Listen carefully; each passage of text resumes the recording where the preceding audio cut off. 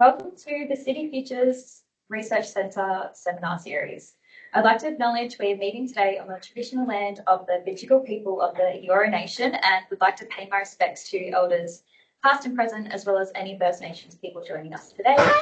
If you are joining online, please mute your microphone and turn off your camera during the presentation.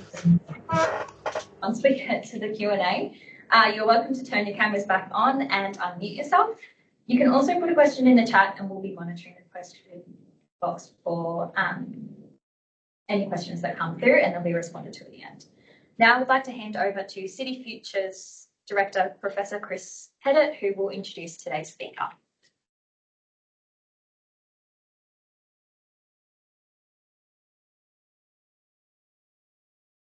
Thanks, Georgia, and welcome everyone to our City Futures seminar today. It's my great pleasure to introduce Halvard Dalheim, who is our esteemed guest speaker today. Halvard has over 40 years of experience. I had the pleasure of working with Halvard over 20 years ago in the Victorian government when he was heading up planning for Melbourne. He's worked in Victoria, he's worked in New South Wales, Greater Cities Commission, responsible for the three cities strategic plan, so has a wealth of experience. He is currently an adjunct associate professor with our friends at UNSW Sydney, and he also gives lectures at RMIT, and we're very happy to have him today to talk about how we're going to put Perth, grow Sydney and Melbourne by the size of Perth over the next couple of decades. So, Halvard, the floor is yours. Thank you, Chris, and thank you to the City Futures Research Centre. I'd also like to acknowledge the custodians of the land that I present to today, the Bedigal, and pay my respects to elders past, present and emerging.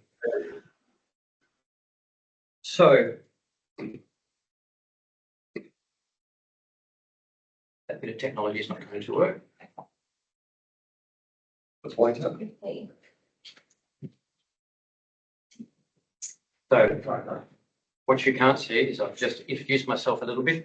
For those who don't know me, I am a strategic planner for the last 4 decades. I've worked across local government, state government, both New South Wales and Victoria, and I've also been a consultant for a fair while. For the last bit over 15 years, my focus has been on metropolitan planning, and I have been fortunate enough to work on 7 metropolitan plans. Yeah. Things seem to be working. Yeah. So I've worked on 7 metropolitan plans, 5 of those which I've led, including the last 2 plans for Greater Sydney. And recently I've had a book published, and the book I'll touch on it today, is essentially how you go about preparing a plan for a city such as Sydney and Melbourne. Maybe another way to understand what I'm interested in are these books, which and I'm pleased to say that at the moment I'm now starting to do a book review in Planning News in Victoria. And these books are quite diverse. They cover everything from complexity theory to Aboriginals management of Australia, as Australia is the world's largest estate. So today I'm going to talk about something I think is a fairly significant challenge for all of us. How do we squeeze Perth into both Melbourne and Sydney? In that the projections for both cities are about that level, that quantum of people going into the established areas of cities, of both of those cities. And what I'd like to touch on is I think to effectively do that, we really need 2 things. One is how do we approach the challenge? And in that sense, I think I'm going to touch on my book, not on the detail of how you do each step, but more on how you approach it from the start, because I think that's really important if we're going to get this right. The other part is some research I've been doing for the last year or so on the concept of linear cities. That's sort of looking beyond transit-oriented development and saying, okay, is there a pattern book for our established areas in terms of how we can move forward? So, looking first at the question of how do we approach the challenge. So I'm not going into the detail of the steps. Those who want to read it, that's part 2 in my book. I really want to start to look at these questions that are up on the screen. Why are we planning? What's the approach to what we're going to do? And, for example, the depth of our analysis. So it really is about asking, first of all, clarifying what is the purpose of the plan we're doing. In most jurisdictions across Australia now, it's quite interesting. We all have, particularly in Sydney, in New South Wales legislation, that you have to review your plan every 5 years' time. So every 5 years you get told, we're going to review the plan. So the team just says, okay, we've got to start reviewing things. So you just start, the government, I've been here before, when's the plan coming finished? And when are you finished? Start reviewing. What we don't stop and go, okay, but why should we review the plan? What is it that we're trying to do? This legislation says we should do it, but what should we try to do? So, yes, it's about intervention. Sure, we're trying to do something to make it a better public good outcome, whether that's overshadowing, or managing congestion. But that still sort of begs the question, but why are you intervening? And so I have looked at this and thought about this quite a bit, and I end up with this statement or this question. I wouldn't mind if everyone just has a quick read of it.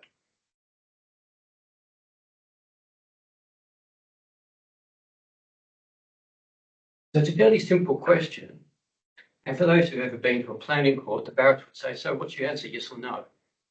When a barrister says, what's your answer, yes or no, you get very nervous because you're not worried about the question they've asked you, you're worried about what question they're going to ask you. So if the question is no, well, you're saying you need a plan. And you're also saying, I think I know that there's an alternative plan. If the answer was yes, you don't need a plan, I've rarely seen a government saying, the previous plan of the previous government's fine, we won't change it. It's normally, we're the new government, we're going to have a different run at the plan. I also would acknowledge that things change over time. So sometimes the key thing, the issue for a city is the environment, it could be housing, it changes all the time. So obviously the emphasis of plans change. Now, yes, we can do another plan. The question is it a deliverable plan? It's easy to say, okay, we're going to have coffee shops at every corner and easy to do this and easy to do that. It's going to be sustainable. So we can say all those things. But can we deliver those things?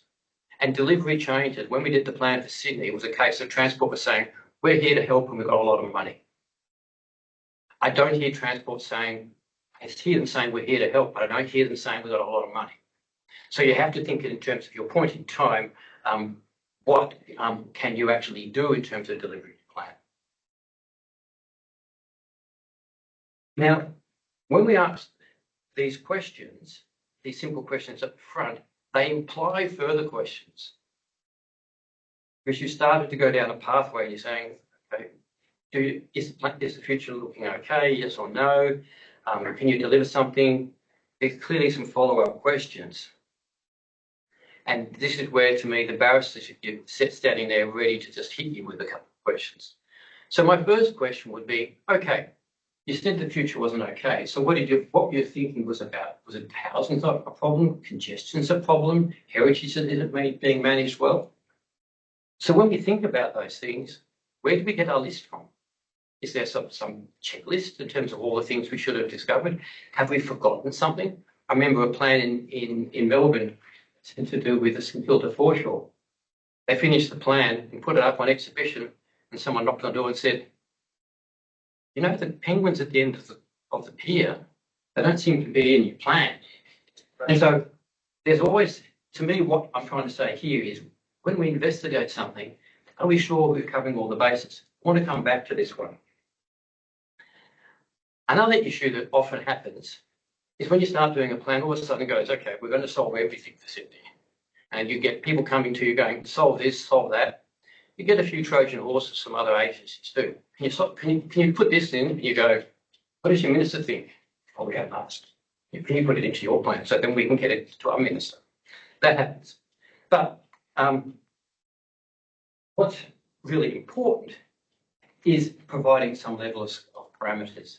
So I've had to go and putting this forward. It's clearly going to change, and often on plans, people talk about what's in and what's out. So again, I'll just let people just read what's up on the screen.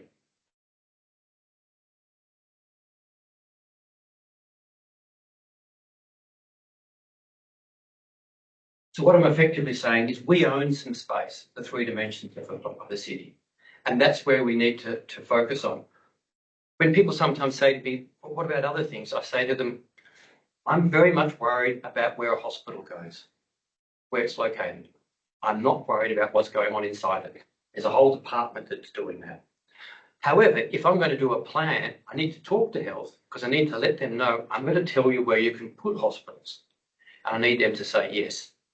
So understanding the scope also influences who's on board and how you're talking to them.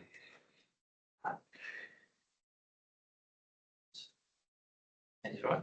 Another part that's my first question was talking about the future. So what do we mean about the future? For my first 10 years as a consultant, most of the plans I was ever involved with, it was the case of the future is the next 15 years. Okay, so it's a time thing. I went to a place called the City of Casey, a growth area like out at Oran Park on Melbourne South East. The council was very smart. They said, Halvard, you're new here and you're in charge of all this planning. What you need to realise is we have lots of young families. They need playgrounds and they need primary schools and they need it now. They said, also, don't forget, Halvard, in 10, 15 years, they'll need a job. You also have to get them jobs now. I turned around and said, okay, that sounds fair.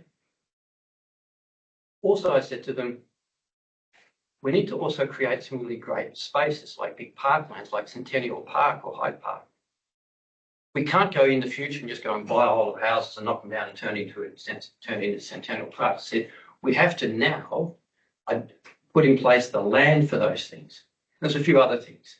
So when I thought about it, I said, if I'm planning for the future, I'm trying to plan for the now, the near term and the long term at the same time. And it's what are those things that I need to consider when I put the plan in place now? Because we know, for example, in Sydney, we can't create more open space. That's why we're trying to put it on top of car parks and all over the place, because land is a difficult resource to get.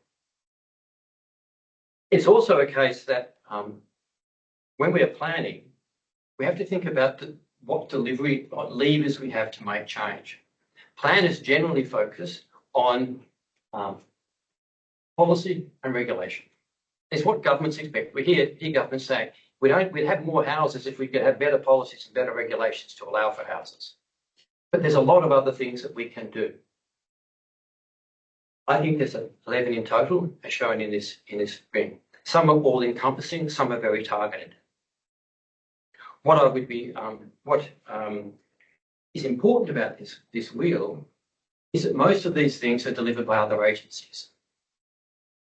If you want to make a difference in accessibility, you've got to have transport on board. If you want to make a difference in people's access to health facilities, is health on board. If you want to have investment important, as per Bradfield, we're trying to get more and more research facilities into Bradfield. So the industry sector is really important. Are they on board and they are helping to deliver that outcome? So doing a plan requires a lot of collaboration. I want to come to that briefly. Now, the next one reflects a little bit of me trying to think about, should I become an academic? So in part of my book, I said, okay, what do all of these things mean when I start to bring them together? So the whole of the first part of the book is starting to bring these things together. This is one of the last slides. The green column, which is repeated on the left in terms of the larger text, is my conclusion of if we're doing strategic planning, some fundamental things that the plan needs to think about. The highlighted ones are the ones that I'm talking about now. What I then look to do is how can I transpose these, because these are sort of about a process, into a process. So this diagram is trying to show how I move them across into a process. In simple terms, it was about the 7-step process. And as I mentioned, that's part 2. I'm not going to touch on the details of how you do it, but I'll go into a lot of detail, both in breadth and in depth. I will touch briefly on step 7. Step 7 is really about what do we do between the plans? My experience in both Victoria and Sydney now is it falls away. We get a great team together, we prepare a plan, the government says, thank you, we'll start to do it, and then they say, you can all go back to where you used to be. 5 years later, it's like the Blues Brothers, putting the band back together. The problem is we don't know where any of them are. We've lost all the song sheets. So we don't know what to, so what do? We reinvent the wheel. I've tried to fairly a few times say, we need to keep a small band together to keep the tacit knowledge that we learned so we can build on the shoulders of them what they did last time. So, and part of that is a case of what targeted research. The research that we do should be for the wicked problems. And who should we be getting to do this research? Not the consultants, academia. Academia does research better than anyone else. And you can say, here's a problem, you've got 3 years. Go away, come back occasionally and solve this problem for us. And do it really methodically, etc., etc. That's a huge opportunity that we don't take advantage of. And we should be updating. We find the answer to that. I've learned that when you put a plan to government, they just go, want us to put all those 15 things up to the community to say, no, we're just taking 5 off the table because that's just far too hard for my head as minister to think about. Oops, not sure which way I've gone. So that I think is a gap that I think still needs to be filled. So back to the question of what do we investigate? So as I mentioned, there isn't a pattern book. Now, I took this fairly seriously and tried to research a lot. I looked at all the capital cities across Australia, plus the plans for London, New York, Greater Toronto, which is called the Golden Horseshoe, and Vancouver. I also, because I tried to go to sleep at night, I read the Planning Acts in New South Wales and Victoria to try and understand what they say. So I tried to put that. Now, when I was looking at this, I wasn't trying to just go, here's a simple checklist. That I didn't think was sufficient. What I was trying to do is say, is there some framework that people can go, okay, yes, that makes sense. I know what Halvard's talking about. So what I ended up with this. It basically says we need to look at a city in 3 steps. First of all, just the lay of the land. Who are the people? What are the land uses? Quite simple. We nearly always do this bit. Then we need to go deeper and go, okay, what are the needs of people and businesses? And it's always important when you talk to Treasury, we're not trying to create jobs, we're trying to create the opportunities for businesses to work. So when we talk to business, it's not, it's what is important to you is what we're trying to find out. And then the last step is digging deep into the quality of the places that we live in, including things such as biodiversity, heritage, etc. So from this, I've got 12 what I call research areas that we need to look at. Behind them is a whole lot of research topics. I'm not intending for people to try and read those. But interestingly enough, when I stepped back from those research topics and said, okay, what does this mean? I found a funny thing. I had 42. So I smiled to myself and go, maybe strategic planning is the meaning of life. And it was absolutely by chance. So as I know one person who's listening in, that was my meaning of life slide, as I mentioned it to him in an email. A couple of other things I want to touch on before I go on to the question of linear cities, which I think are really, really important in terms of challenges we have in how we approach planning. This is one that gets me quite excited. We do far too much just planning. We turn ideas into 3 words. Someone turns it into a word cloud, and before you know it, it says we could have a better place just if we looked at livability, sustainability, and productivity. Well, wow, that's useful. Too much of our planning is done that way. What we need is more of this. We don't know how to do some of this. There's some people in the room who probably do, but we need to talk to the people who do understand this. We don't have to use transport models. This is part of an urban model. So we can talk to people who can talk to us about how the city is working. And we need to have a better and more detailed understanding. The reason why Treasury doesn't give us money is because we can't go to them like transport and say, here's a project, BCR, you get this, and this will be the benefit for the community. We go, this will be good because everyone will love it and we'll all feel good right at the end. Treasury goes, okay, here's $5 million again. Transport got $100 million to investigate, prepare a plan for St Mary's to the airport. That's just to do the plan. I've never known planning to get $100 million for anything. So that's part of our challenge in terms of looking at what we do. And this one is one thing. This book is based on complexity theory. They looked at 200 cities across America, and they found that when cities double 5,000 to 10,000, 1 million to 2 million, they all obey the same laws in terms of change. Hard infrastructure, you need less by a common denominator. Jobs stays the same. Soft outcomes, you get a dividend. You get a higher GDP without having to do anything. So in fact, if someone says, okay, our city's doubled and you've got 5% increase in GDP, well, you've actually done a bad thing. You've actually stopped GDP because you should be getting a 14% dividend.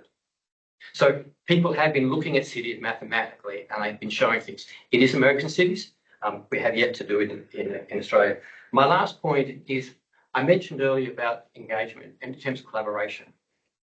Having worked in 2 states, my experience is, yes, you have formal collaboration. Secretaries say, okay, Deputy Secretary set up a meeting to make sure this plan is occurring okay. Has minutes, people papers forward, it's very formal. In the end, no one takes it seriously because nothing really happens. My experience is you have to have informal linkages. People in New South Wales know I had a group called the Senior Officers Group. You didn't have to attend, but we managed to get people from right across government, Treasury, prime industries turning up because we were talking about what was interesting to them, to us. You didn't have to turn up. We did the same in Melbourne. In Melbourne, when we did a plan that was about changing the boundaries of Melbourne, we had 3 hours every week for 6 months. Totally voluntary to turn up. And if you want to spend 5 people, send 5 people. You go to a steering committee meeting, no, you're a department only if they have 1 person. And they have to be this level to walk in the room. People can come in if they want to listen. So that, I think, is a really important point. So if we're going to attempt to try and put Perth into Sydney or Melbourne, we need to really think very carefully at the start, what are we trying to do? How are we going to target our work, etc. So that, I think, is the first challenge when we're planning cities. The second one is about the question of a pattern book. What I've tried to do is look beyond transit-oriented development, or TODs, and look at the concept of linear cities. For me, something that's been around for a while, this very, very high-tech image is from an assignment I did at university in the 70s. So I'm a bit of a nerd if I've kept my assignment from the 70s, but I was always intrigued by the notion of linear cities. I thought the best one would be around a mountain. So in terms of looking at cities, we do have pattern books. We've got them for growth areas. This is for Western Australia and Victoria. I mean, we have these documents. We don't have one for the established areas. And there's a bit of a need. I mean, we've got state and federal governments going, we need lots of houses and we're going to try and make those houses happen in really big numbers. And the projections say it's taking the whole of Perth. What we're not saying is Perth has 4.2 million vehicles per day, has 500 state government schools, etc., etc. Where are they going to go and how are we going to manage those? No one is thinking about that. No one's talking about that at the moment. So, in terms of the background for those, I've been reading, there's lots and lots on TODs. Okay? What works, what doesn't work, etc. So there's lots of good information about that. On linear cities, there's some information. It's normally about why linear cities don't work. So that's always been useful to actually have an understanding of. But they have formed part of our plans for a long time. Copenhagen, Melbourne, Sydney, more recently in Sydney. They form part of the structure of a city. It's not as though the city is one linear city, but they're part of the structure of the city.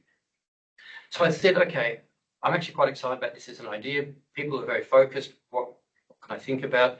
I started to say, well, what's the most important thing that, from a structural point of view, if we're trying to influence these outcomes? And I talk about it in my book in the section about great cities. What's important? My belief is what's the most important thing in a city is a question of accessibility. We're trying to influence the structure of a city so people have better access to goods, services, jobs, entertainment, you name it, their access to their friends. In Sydney, we found when we looked at Sydney, you can draw a line pretty well, very straight and very clear. Rouse Hill, Parramatta, Randwick. If you live above that line, you have lots of opportunities and choices to do lots of different things. If you live below that line, it's quite stark in terms of the difference. The plan in the vision, second paragraph, I think it is, says we want to get rid of that line. We want to change the structure of the city. So I said, okay, it's about accessibility. So what do I mean by accessibility?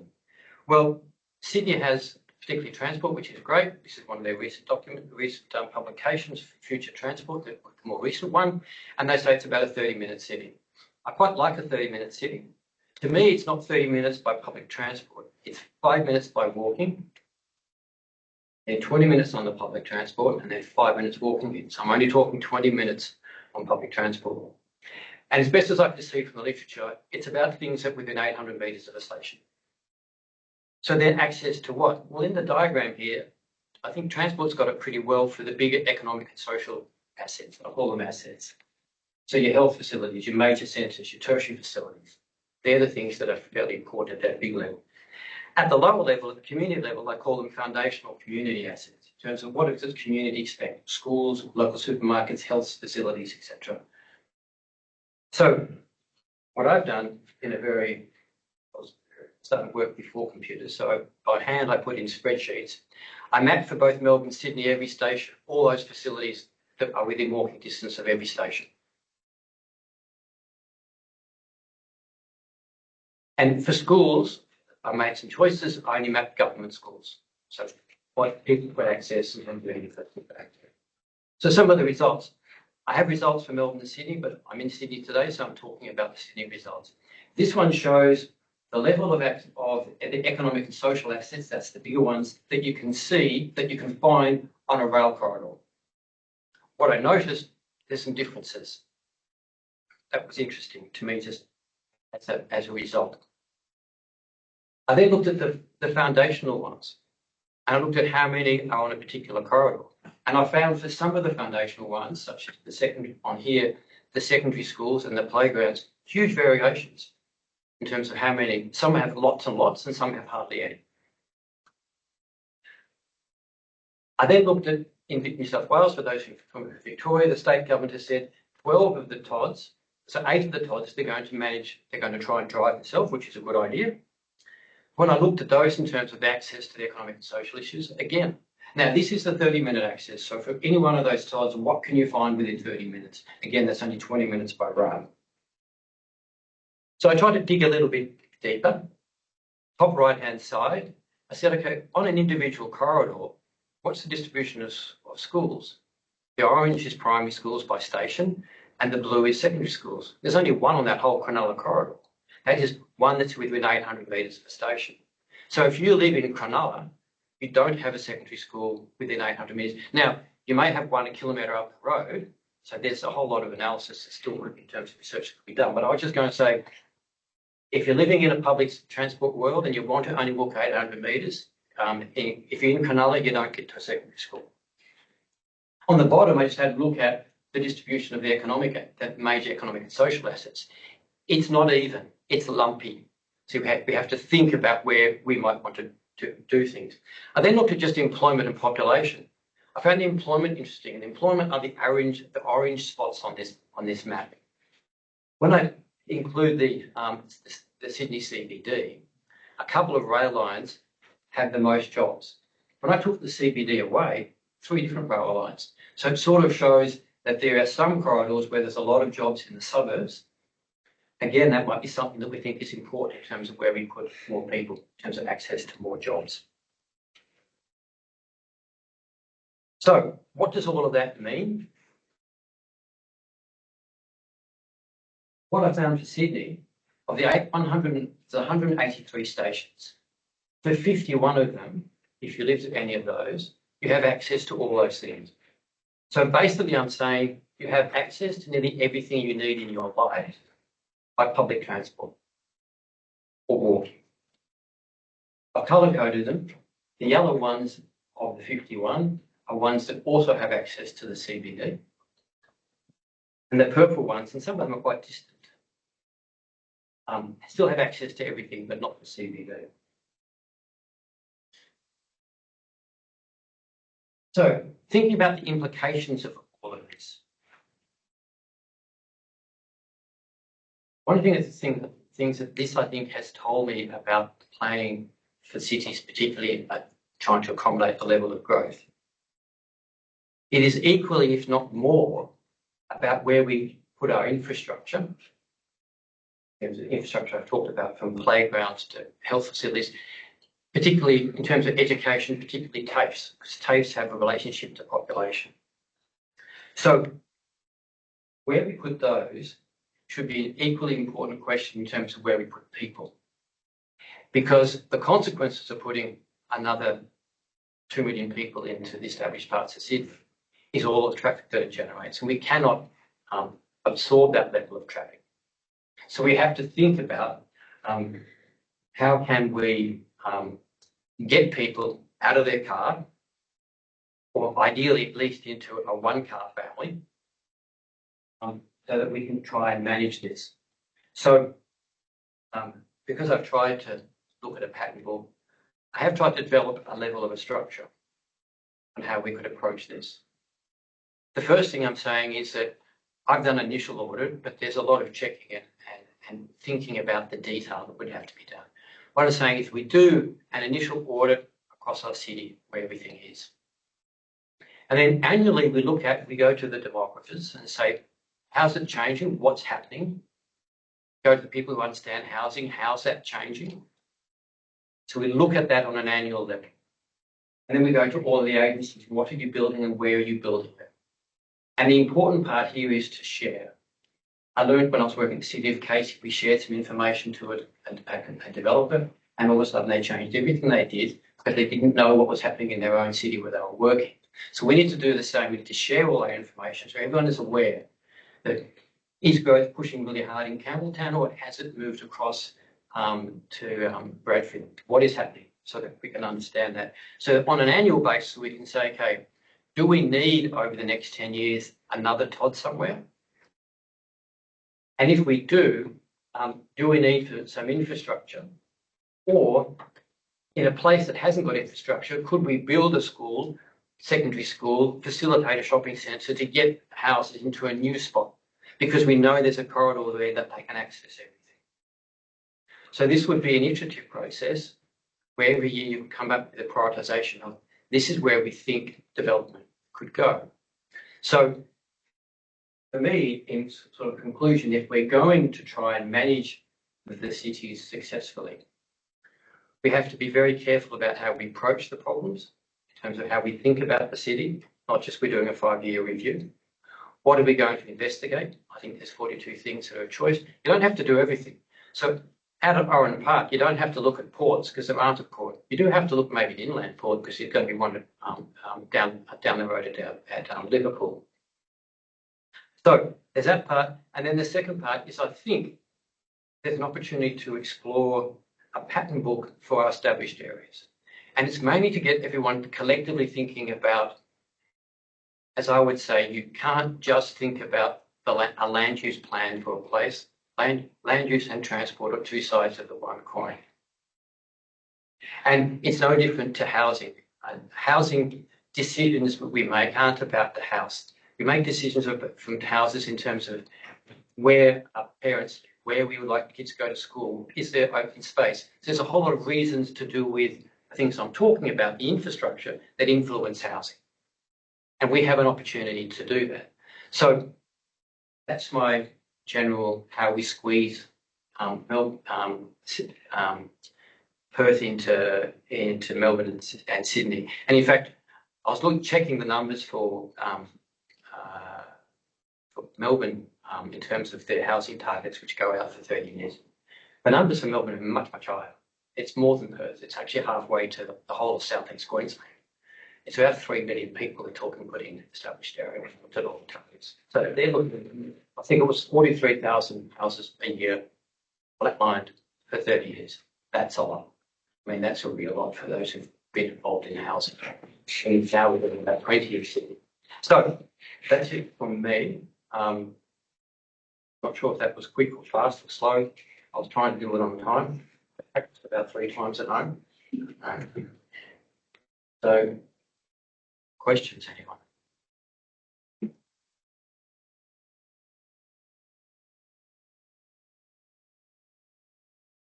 Stunned silence. No, so many questions. So if no one else is going to start, I'll start. Thanks, Halvard. Thanks for that thought-provoking presentation around planning.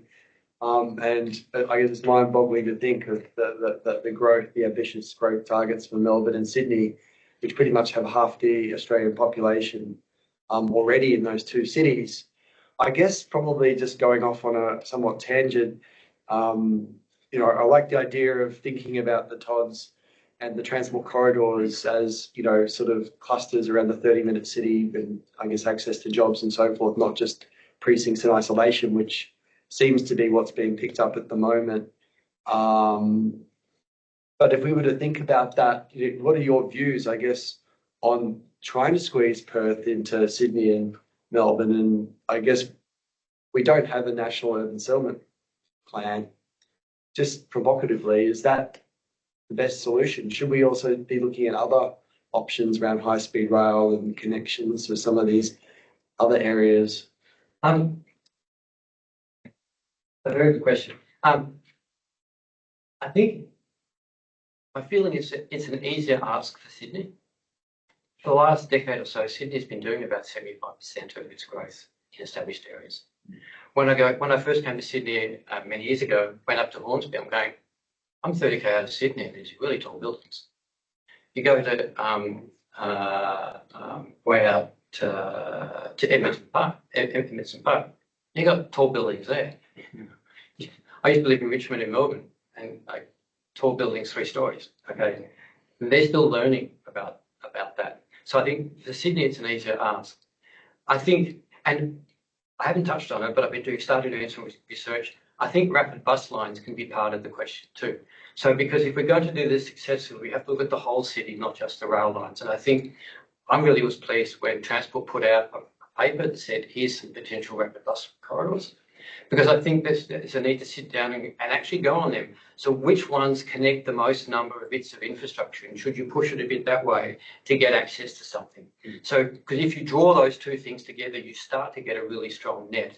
And Melbourne's now talking about having some rapid bus lines. Even though I remember when I was working there a long time ago, they had a thing called the Principal Public Transport Network, PPTN, that Transport was pushing, but none of us planners understood, which was, can you please put everything on these corridors? So I think there's an opportunity to do it. I also think that some of our locations can take a lot. I've got a lot of time for Newcastle, in terms of Greater Newcastle. I have a sort of a provocative view on fast rail. I've been watching because of my job, and I used to come up with the Victorian team arguing for Infrastructure Australia to give Victoria a lot of money before I had to change hats and say no, support New South Wales. But what I learned was that the federal government only allocates about $30 billion for a 4-year period. These things are going to cost us $100 billion. I can just see it. Queensland, you're quite happy that New South Wales gets the next 20 years worth of federal funding. But then I thought also, as part of my research for my book, I started reading some things, particularly about autonomous vehicles. And McKinsey did a report where they interviewed 70 people across the world who were so-called experts, and they were all saying by 2030 we're going to start to see it. So I would argue that the infrastructure we need for high-speed capacity to Newcastle exists. It's the motorway. Because what we're going to have in 30 years' time, because 30 years is the earliest we're going to afford this thing, if we want to build it. We don't have money to build it today. So let's go forward 30 years. In 30 years, my feeling, Volvo, BMW, Mercedes will all have 10-seater vehicles that will drive down that motorway at 150 kilometres an hour, which will feel all pretty safe, because we do now if you happen to have a Mercedes. And you'll do an on-demand pickup with 3 or 4 people be picked up and taken down to Epping and put on the metro at Epping. I say that because I used to live in Dalheim, and there's an on-demand bus there.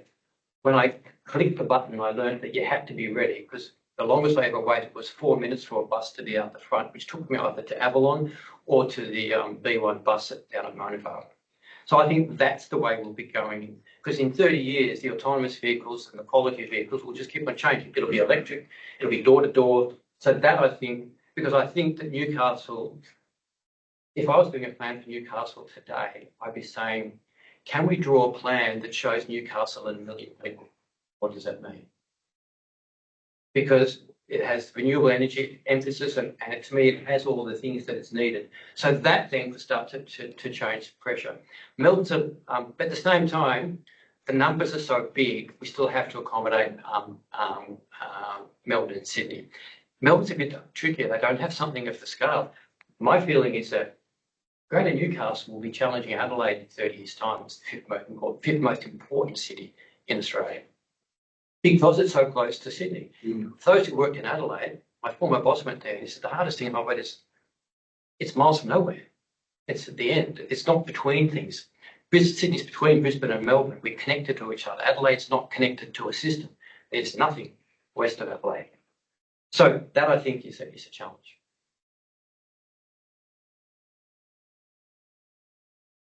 I mean, I think that regional perspective is so important, though.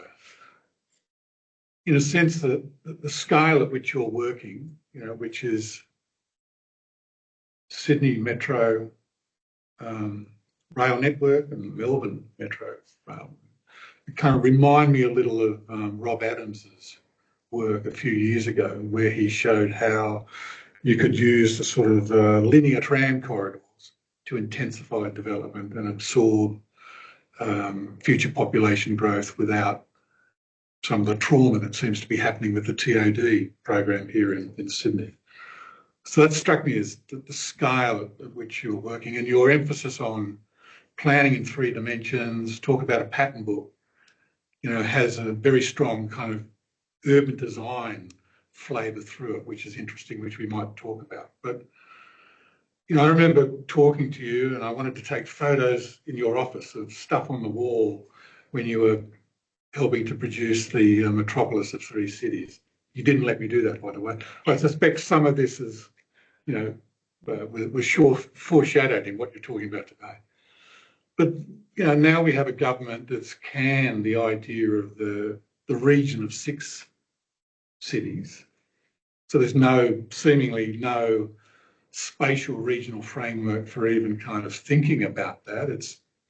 It's perhaps been kept alive by the high-speed rail dream, but that's a long time away.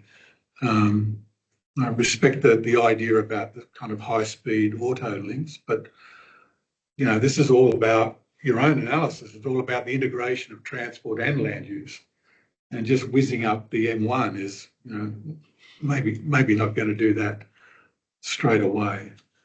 So I just kind of get a sense that that regional scale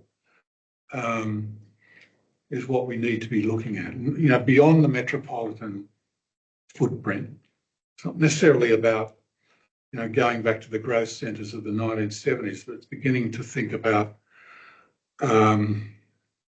strategising a continental consciousness, not just a metro consciousness. And as Chris said, we don't have a national settlement strategy. We've got a national urban policy. I'm not sure how strong that is. I don't know. That's a bit of a rant. What do you think about the national urban policy? Does that help us advance these goals that you've talked about this afternoon? To be honest, I don't. I've looked at all the plans. We had a national urban policy some years ago. Not one of the plans mentioned it. So it's not influencing our decision making. Well, the Constitution says it's a state responsibility. I remember once working with the Deputy Secretary in Premier and Cabinet in Victoria. One of the nicest people, well organised, brought everyone together. Canberra came down one day and said, we're here about national stuff. I've never seen a person be so strong. I walked up and said, look, I'm not sure why you're here because this is state responsibility. Why are you talking to us? So, going back to your question about regions, I think this is an opportunity for some planning between plans. It's not going to go away where we are. And sometimes we need to put a hook in the plan about thinking. We need to have a really good think about what we're trying to do. So when I said we could have a very fast link between Newcastle and Sydney, to me that's for certain types of activities. I would not be encouraging anyone from Newcastle to work in Sydney, even if it took 1 hour, because that's still a 2-hour commute per day. My question would be, how do we grow jobs in Newcastle? and what can we do to facilitate that? And we can influence that. Treasuries don't like it. Some industry people don't like it, but we're doing it now at Bradfield. We're building the Advanced Manufacturing Research Facility to do that very thing in terms of how we get jobs happening around the airport and leveraging the airport. So there's going to be a lot of energy elements happening in Newcastle, and what can we do to actually leverage that? So to me, now we should be going, okay, so how can we expand it? I actually was responsible for the last major expansion of Melbourne. We grew Melbourne so Melbourne could expand by 440,000 dwellings.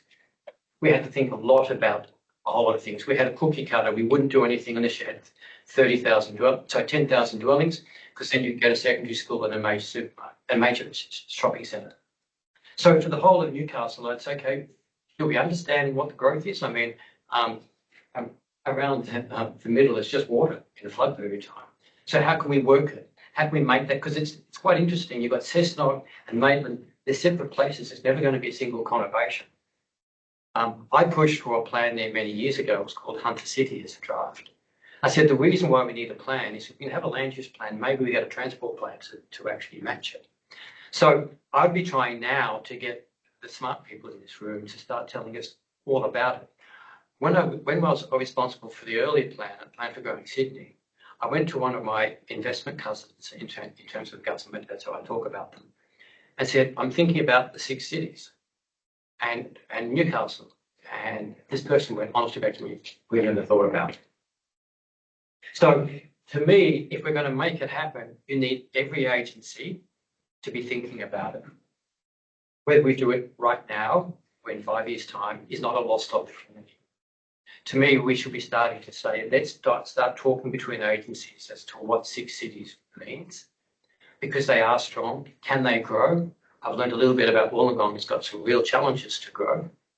I've had one person say to me, well, the growth area for Wollongong is actually over in Appin, in the southern parts of Campbelltown, because you could just create a link there.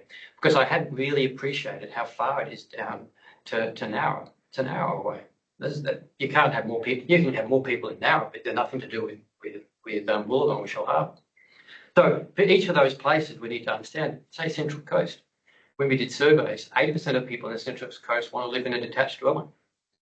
So you have to wait. There's one person who's listening who taught me about how communities change in terms of wage. You have a lot of people first, and then it ebbs down. You get changes as maturity. Central Coast will mature. At some point, they'll be saying, we actually want apartments. So that, I think, is part of what we need to understand. I don't think we understand enough about the regions, about what the question is. I've learned that answers are usually fairly easy. Questions are really hard. I'm not quite sure of the question yet for the 6 regions. What are we trying to do? We have 3 questions from people at home, just quickly. Bill, you can go first if you want to unmute yourself. I'll reveal myself as well. Hi, Halvard. Good to see you again. Firstly, I'd like to thank anybody who gets up in front of a group of academics and says they want more academic research. So I'm fully behind you on that one. Look, I think just like pick up what Rob was saying, really, it strikes me we've kind of lost the appetite for good strategic spatial planning at the level at which you have spent a career working at, and that's the sort of metropolitan level. And we've kind of, certainly in New South Wales, that innovative 2018 plan, which was a step, as far as I was concerned, and I think a lot of other people on this side of the fence were concerned, was a step forward and had a lot of very innovative ideas to try and show how you could link the strategic level down to and actually sort of implement this on the ground through the local plans and so on. But we've kind of retreated from that. I mean, the Todd policy just strikes me as no more than a kind of a scattergun. Let's build anything. Effectively, it's saying let's build whatever we can, wherever we can, because we've got this crisis, housing crisis, without really thinking about too much where this stuff may actually end up. It's pretty widespread. And I'm thinking of the Sydney Metro. Everyone loves it. It's a great thing. But it kind of emerged from I recall, you may have a better view about this, from almost nowhere. It was just a kind of a thought bubble. We could put a Hong Kong metro style thing in and have it running, and from the northwest into the city, and then we'll repurpose an existing train line at huge disruption, presumably people can go up and down that line, and we'll run it down there. For what purpose? To better locate the CBD, to bring in people from suburban dormitory hubs. That's fine, but it kind of didn't really link to what the 2018 plan was trying to do, which I have to say, the Aerotropolis is trying to do that. It's trying to move that locus of employment and activity out into the western suburbs. So you've got this sort of infrastructure turn. I think Jago has sort of termed it, is the infrastructure tail wagging the planning dog? We don't have strategic plans, or if we do, they're kind of ignored. We just have big infrastructure, and the federal government actually sort of supported that with the city deal back in the day, and the sort of things that federal government does. It likes big ticket numbers. Albanese is very wedded to that idea, I think.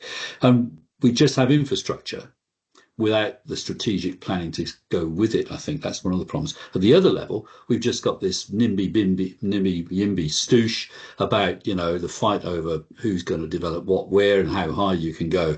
In the middle, we've lost sight of what we're trying to do. And I think maybe that's what you're trying to get at in your presentation. How do we get back to that? So I haven't really got a question. It's a bit of a rant, really, but this retreat, a bit like Rob, this old fella's just end up ranting. That's the problem. Is there any way we can actually get a political buy-in to a return to good spatial strategic planning, or is that kind of out of the window now, and we've lost that plot? I actually don't think so. And it's actually, I've been thinking about where I am with my career after sort of 4 decades trying to do strategic planning. And I'm sort of thinking, how do I best try and provide influence the decisions of government? And sort of being outside government now makes it a lot easier to talk. In the past, I learned to be a bureaucrat and say things in which because that's what the government's line was. But getting to your question, I think one of the things we need to do, and I'm trying to sort of take it to a next level. I'm talking to a very student here at the London School of Economics who's doing a PhD in this type of area. But how do we truly show benefit? Treasury loves benefit. And when I've talked to Marcus Miller, he said, don't worry about cost, Halvard, talk about benefit. What can we? So to me, what I want to try and do next is how can I monetize what I'm talking about in terms of benefit? So how do I actually show that the city will be better off if we making it up a lot more people down at Beverly Hills Station or down at Walleye Creek? How do I actually start to show this, to show that there's a reason for doing it? Because Treasury will support us if we can show that there's a rationale. We're not going to do it with sticky notes and word clouds. So we really do need people to help us in that area. Well, I'm sure you've got an audience here who would love to help you. All you need to do is give us the money, and we'll do it. But no, that's another question. I agree with you. Going back to your original stuff you were talking about, I mean, we have planning because of market failure, and that's perhaps what you're getting at is the costs of market failure measured against the benefits of good planning, and that's perhaps what we need to sort of revisit at a serious way as academics. We don't seem to spend a lot of time on that simple equation. Well, as an example, in terms of when I say the money, at the moment we don't have any money. But a couple of years ago, a couple of us were talking with Treasury and said, how come when we finish a plan, Treasury says to planning, you need to implement the plan by reallocating your current budget. But they turn around to Transport says, oh, we need to put a new railway line, we need some money. Okay, here's some money. What the suggestion was to us was, you've got to tell Treasury what your train is. That you're going to introduce a train that needs to be funded. And the person was very, very serious. It was a very, very senior person in Treasury. Said, come back to me when you can explain what you need to do in the concept of the way Transport says we need a new train. And the government naturally understands trains cost money to learn, to investigate the corridor, what do we need, business case. We haven't convinced Treasury that what we need is the same type of thing. So we need to take ownership of the distribution of houses. Transport owns that in their transport model. So they just keep talking to their Treasury about all the houses and jobs have something to do with the transport model. We haven't learned how to explain them in terms of an urban model. The fact that we can make a difference. I think every year in Melbourne and Sydney, we invest about $33–35 billion in development. We don't take ownership of that. And we should. And we should try and show it makes a difference where we put it. It's hard yards. We're going to need some people who know numbers to actually do it. But we don't think in that space. So therefore, we keep on going down the path of doing another plan, and transport gets a lot of money, or health gets a lot of money. We don't. So we can find the money. Right at the moment, no one's got any money. New South Wales or Victoria. But it changes. It is going to change. I've watched it in my career. Money goes up and down as issues go up and down. So we have to take ownership of that space. We have 2 questions in the chat. We are running a bit short on time, so I'll ask them quickly. The first one was, do you have any insights on how to get government to take a longer view of strategic planning when election payoffs are short term? I think part of it is about narratives. When I came to Sydney, there was a draft plan for Sydney that had been on exhibition, and I was told it had to be approved and out in literally 10 days. I learned a bit that the government was a bit hesitant about it, and around day 35, I'd been in Sydney. I was in Sam Haddad's office talking to him about the plan, and I said, go back one step. When we talk numbers. 2.1 million people coming into Sydney. Okay, whatever, just a number.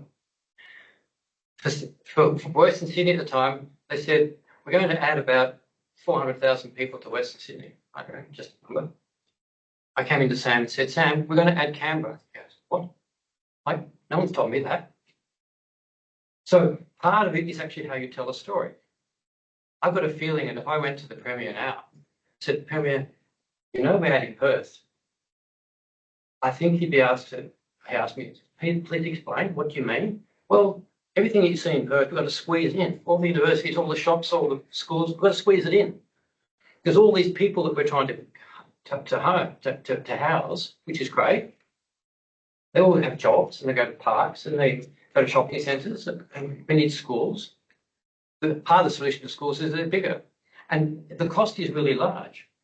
I remember when I was at a growth area in Melbourne, we did a lot of planning around schools. One of my team was really smart at it. And I was told at the time to do a new primary school, so this is 20 odd years ago, it was $8 million. $4 million for the land, $4 million for the building. We've just built a primary school in Parramatta, $97 million.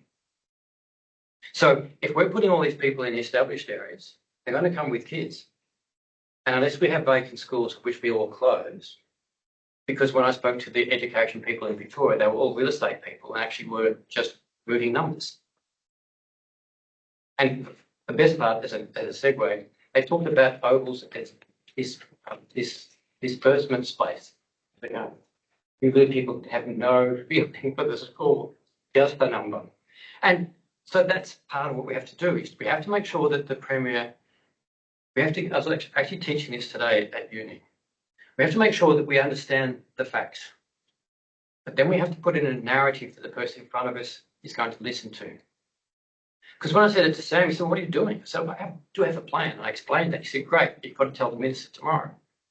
Unfortunately for me, 4 days later, as I was being told I had to go to Cabinet, resign on the TV, and the Premier resigned. So I wasn't quite sure I had a job in Sydney anymore.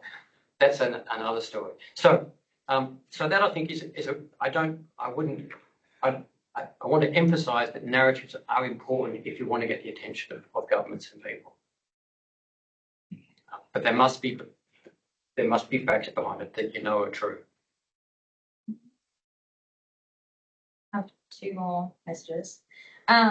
First one, with climate change, there is a great emphasis now in increasing resilience, avoiding flood-prone and fire-prone areas, heat islands, etc. Also, a sea level rise in a coastal city. Heritage also provides a major constraint to development in the inner city ring.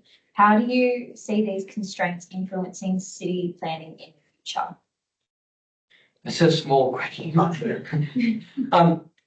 I think that the main things that everyone's trying to do at the moment cover that. We are trying to put more houses around station to deal with that. I think everyone is dealing with, as best as they can, things such as fire.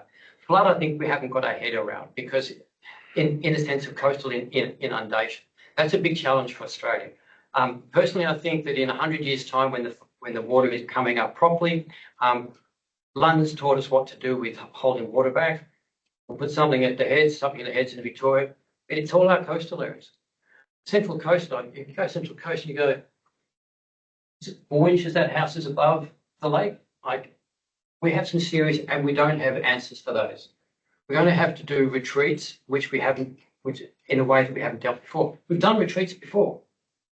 I remember going over the bridge at Jindabyne as a very young kid when the town was still down below. Admindermere was moved. In Victoria, they moved Geelong and moved it to a place now called Churchill. So we have moved towns before for a whole range of reasons. We're going to have to do that again. So I think that we have different questions, and I think people are looking at that. A challenge is we're often a little bit slow. I remember saying to a really great environmental person, let's see, 25, 30 years ago, I said, this algal bloom stuff, why didn't you tell us? He goes, we told you 30 years ago. You just wouldn't listen. So I think that's part of the things for some of the climate change, like coastal inundation.